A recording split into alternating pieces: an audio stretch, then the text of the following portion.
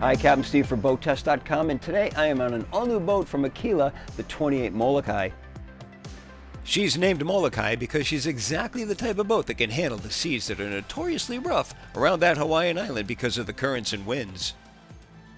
Now, this is a center console, which is a departure from what we usually see from Aquila, a company that builds cruisers. So my first question is, why? And the answer, it turns out, is twofold: brand loyalty and customer feedback. So let's take it on a sea trial and performance evaluation, plus a features inspection, and see how they've done. First of all, it's a center console, so let's start with the fishing features. There's a live well, colored blue, rounded corners, aerated. There's a sink right alongside, grab handles surrounding this whole area, and then just above is lockable tackle storage. There's also a charge port, and then above that, beverage holders and a water fill. Just above, 5 rocket launcher style rod holders with 2 more to the outer sides. We've got spreader lights at the trailing edge of the hardtop. Nice grab handles, brings us around to Taco Grand Slam outriggers. Looking down, 14 cap rail mounted rod holders going around the cockpit area. And that's including the 6 at the transom. Padded bolsters are 360 degrees around the boat with the exception of the aft door. Make it more comfortable for fighting a fish. I would like to see tow rails down at the bottom though. The cockpit depth from bow to stern is a constant 23 inches. To both sides there are index storage boxes. The aft one is an insulated and macerated fish box. The forward one is large storage, including rod storage, goes way forward. And notice how water is channeled away from the box, aft and overboard. Additional rod storage is underneath the gunnel, and then just behind is a raw water washdown. Underneath the helm seat is storage for Plano 3650 tackle boxes. To the port side of the helm seat, Plano 3700s. And of course, let's not forget the 3 feet 4 inches by 8 feet 2 inches of open cockpit space for fighting a fish. The 28 Molokai isn't just for fishing. Families are going to love this boat too. Let me show you why. It starts by flipping up the bolster and deploying 2 seats at the transom. And I have to say, they certainly are easy to deploy and certainly comfortable enough. Time for swimming or diving? Just bring out the door. This has dedicated storage inside the console. There's also a ladder that stores inside the console. And there's beefy handrails for coming in or out of the water. Family features continue up in the bow. And as we make our way to the bow, I'd be remiss if I didn't point out, no steps, single level all the way forward. Seating in the bow starts with 2 forward-facing lounges. There's an aft-facing seat. Storage is under all of these seats, and it's all self-draining. A table adds to the functionality, and that has dedicated storage inside the head compartment. And just in front of the console, there's a double-wide forward-facing seat. And the lounge cushions are also removable. For safety, there's a grab rail going around the entire bow. And now let's move to the foredeck. Fully forward, there are 3 compartments. 2 lead to road access. The center one is anchor storage. There's also a windlass option. Certainly without the windlass, I'd like to see an anchor keeper here. Good job on Aquila for providing a center-mounted cleat for securing the anchor rod. With the hatches closed, the foredeck makes an excellent casting platform. Inside the head compartment, it's so much roomier when it's at the front. Take a look.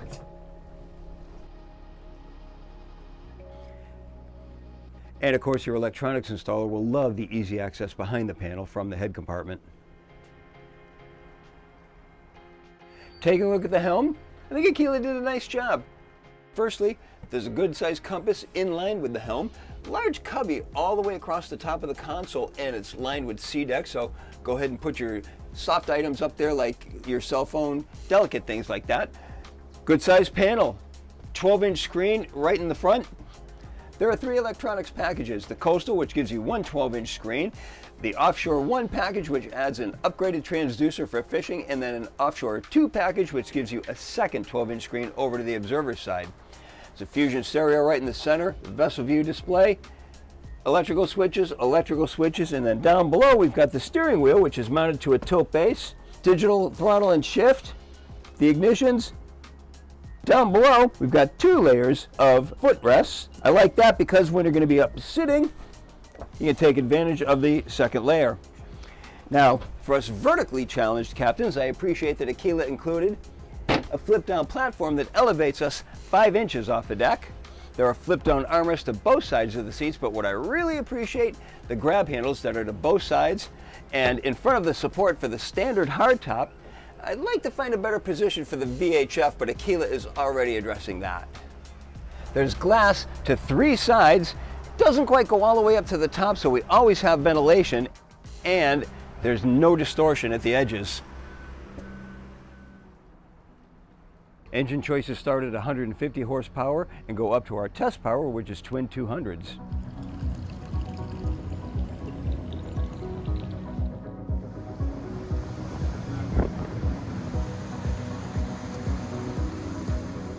The Aquila 28 Molokai has a length overall of 30 feet 9 inches, a beam of 9 feet 8.5 inches, and a max draft of 2 feet 6 inches. With the twin 200 horsepower Mercury Verados turning 16.17 props and wound up to 5,300 RPM, our speed topped out at 45.8 miles per hour. Best cruise came in at 3,000 RPM and 22 miles per hour. It was at that speed that the 9.6 gallon per hour fuel burn translated into 2.3 miles per gallon and a range of 307 statute miles, all while still holding back a 10% reserve of the boat's 150 gallon total fuel capacity. Even more impressive, as we can see here, with one engine tilted out of the water, she'll not only get solidly on plane, but cruise comfortably at 26 miles per hour.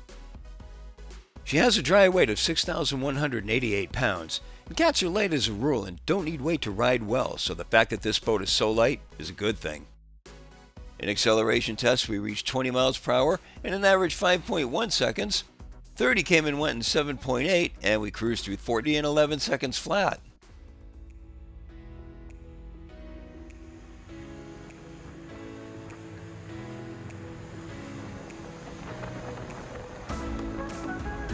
Now, without the wave piercer in between the 2 hulls, there is a pocket of air inside there.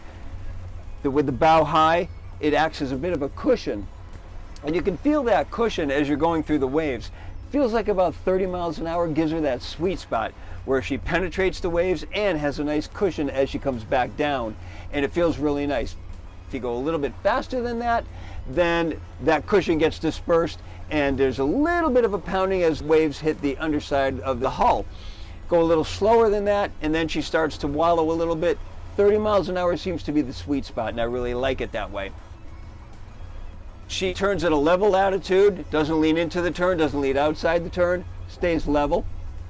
And she puts out a very dry ride, except in the beam C. When we are running in the beam, the outside of the waves seem to get a little bit over the rail and then put a little bit of spray on the windshield. Not a big deal, that's kind of to be expected. The wind picks up the spray and it blows it onto the windshield.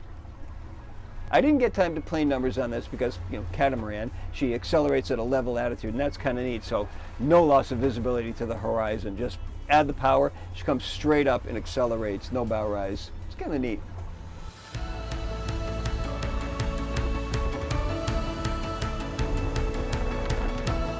Now, with that said, you're going to want to keep that bow up a little bit. So I find that running with the trim set at about 26, 27, that's where you want to be to keep that bow right where it needs to be, unless you have an uneven distribution of weight. If you've got more people in the bow, then you want to bring that bow up a little bit more using your engine trim. If you've got people back in the stern, then you want to bring the trim down a little bit. The point being, you want to keep the bow a little bit high from the level attitude.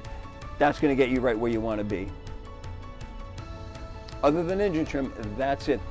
There are no need for trim tabs on a catamaran, so you have nothing else to worry about and nothing else to deal with.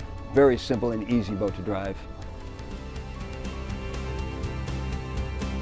Now, there are 2 other versions of this boat available, a base version, which has just a bench seat up front, and there's also a cuddy version, which encloses the whole area up to the bow, brings it all the way back, and then the stern part of it can be enclosed in isinglass.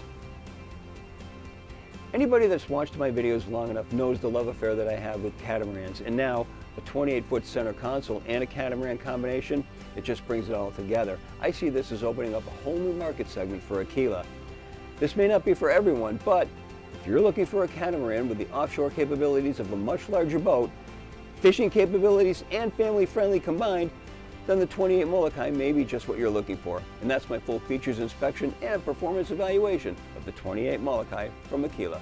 For BoatTest.com, I'm Captain Steve, and we'll see you on the water.